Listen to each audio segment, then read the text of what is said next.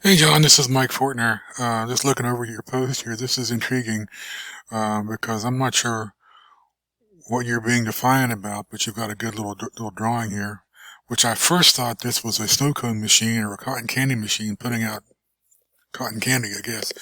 But what you show here is the rocket moving away, moving up, and it's being propelled by the expulsion of the hot gases from the propellant, which are causing thrust in the backward direction.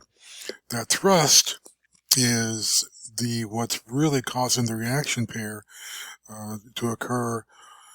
If you think this is a very simple rocket motor, what's inside here is a rocket motor is burning.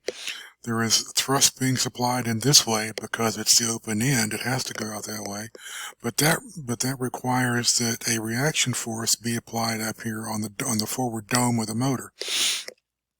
So there is a reaction pair of the hot gases leaving, or the thrust leaving the motor, and there is the reaction force is the dome leaving the gases. You can say, call it what you want. Um, but what happens here is, as soon as this thrust begins to occur in this direction, the reaction force occurs in the forward direction here, causing everything up here to begin to move forward, and that is simplistically not wrong, and it takes into account not all the variables, but it's enough to describe it.